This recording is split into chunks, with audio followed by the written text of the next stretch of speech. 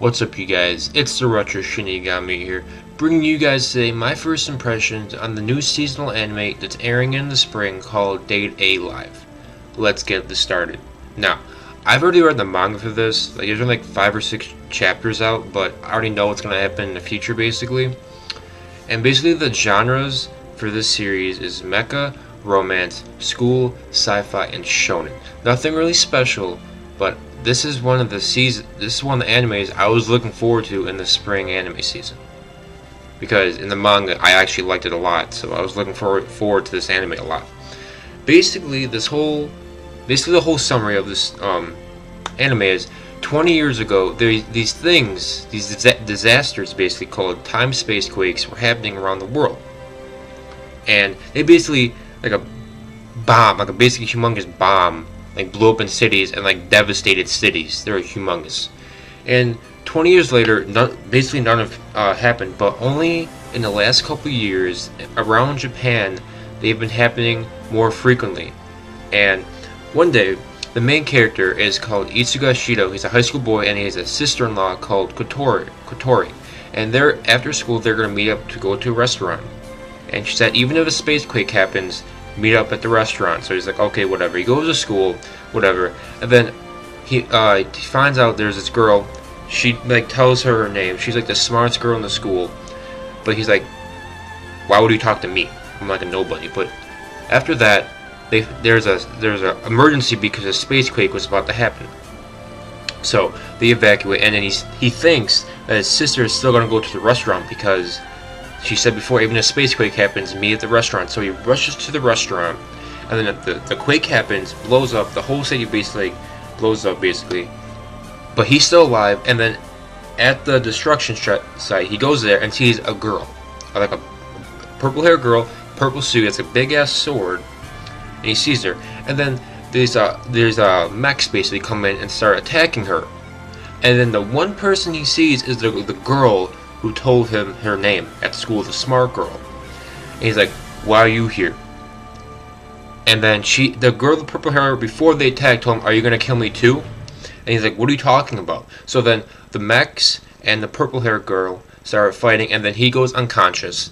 And then he wakes up in the ship. And he finds out the leader of the ship is his sister-in-law, Kotori. And they're the anti-spirit organization called Ratatos. Sorry if I butchered that name, but they're basically there.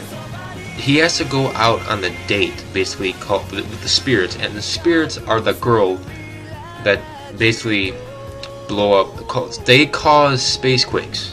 That's the reason why. Once they come to Earth, they're the reason space quakes occur. Like once they touch Earth, boom, the space quake happens. And he has to make the spirits love them, basically. That's their purpose, basically. He has to save the world. To save the world, he has to make the spirits fall in love with them. So, I mean, the story is okay, I guess.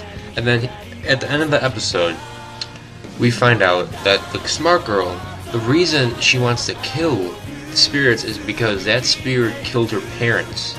Both her parents 5 years ago. So, I mean, that's a pretty good reason to kill the spirit. I mean, like, both the parents died from that. That's a pretty good reason. But, my first impressions of this series, man, the animation was okay. Nothing really special about it. Not like the studio isn't big or anything. Nothing really amazing. But I felt like they did go pretty fast in this episode. I felt like they rushed some things. Like, him, like, noticing his sister. Like, that should have been like longer, but like it was like boom. Oh, you're my. All right, that's fast. All right, let's move on. Like you're your sister. Like I'm a brother. Say my sister was the leader of a fucking organization. Do you think I'd be like, okay, no, okay, and she's younger than me? I'd be like, what the fuck's happening right now? And then it's like, yo, fuck. And the thing is, like, because before to find out if she was at the restaurant or not, he had like a signal over her phone. And then she tells him that they're floating above the restaurant and they're in a spaceship that's like invisible. And the ship was over the restaurant. So that's why the cell phone was over the restaurant, basically. So that was a pretty interesting thing. But basic overall thoughts. I thought it was okay, nothing really special. I'm gonna watch the whole series. I was waiting for the series to come out. I feel like this could be a good series. But yeah, guys, if you guys have checked out this episode, what do you guys think about? Put in the comments down below. It's been Retro Shinigami, guys. Like, favorite, subscribe. I'm close to 100 subscribers, man. I'm stuck at 84. If you guys can really help me out, man.